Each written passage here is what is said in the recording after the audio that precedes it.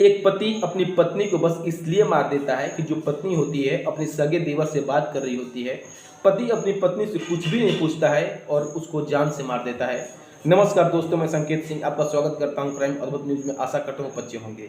आज जो सच्ची कहानी है, सच्ची घटना है। उत्तर प्रदेश में एक जिला होता है झांसी, इसी में एक जगह होता है न्यू प्रेमगंज।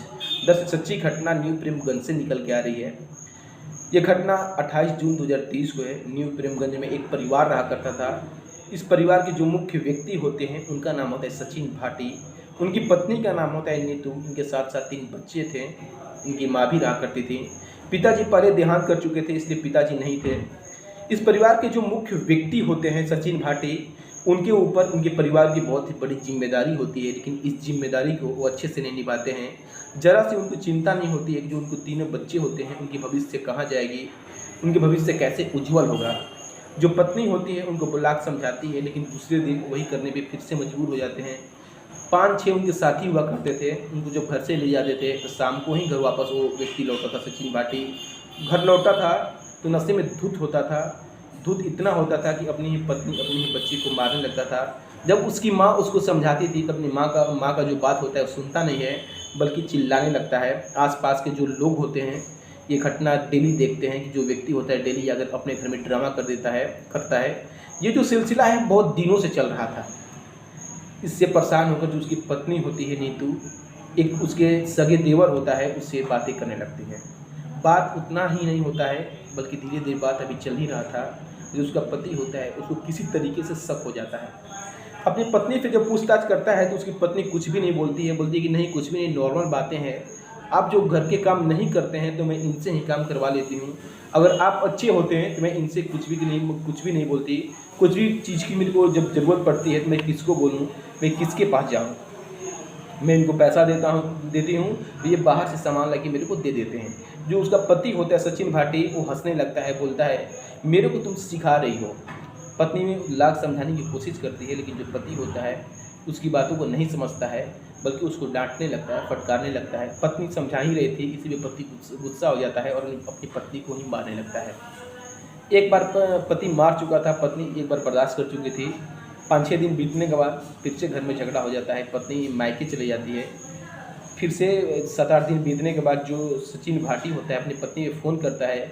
बोलता है कि अब घर में कुछ भी नहीं होगा, तुम यहाँ पे चली आओ, सब चीज़ नॉर्मल हो गया है, मैं तुमको नहीं मारूंगा। वो अपने भाई से बोलती है और भाई से बोलकर अपने जो घर होता है वहाँ पे चली जाती है, अपने पति के पास चली जाती है। 2-3 दिन का वक्त ही बीता था। रात का 11 बजे का समय होता है।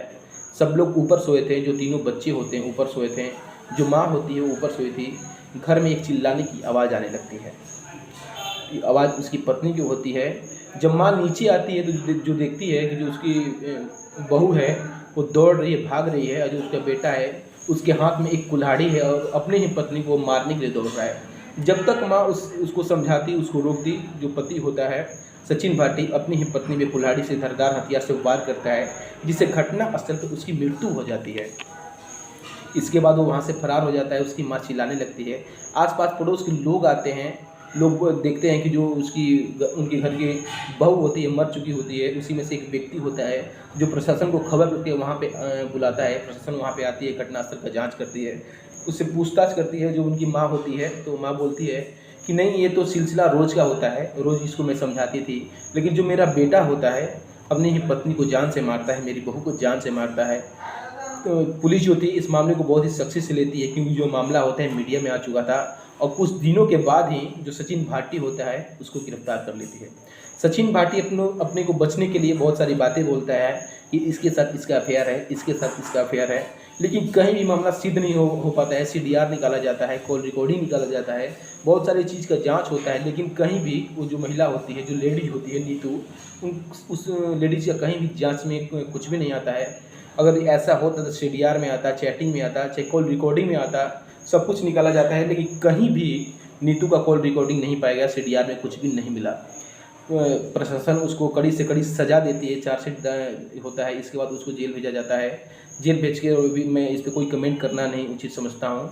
ये पूरी घटना, पूरी कहानी सुनाने का मतलब किसी की भावनाओं को ठेस पहुँचाना नहीं, किसी को आहत करना नहीं, बल्कि आपको जागरूक करना मेरा काम है। इसी के साथ नमस्कार।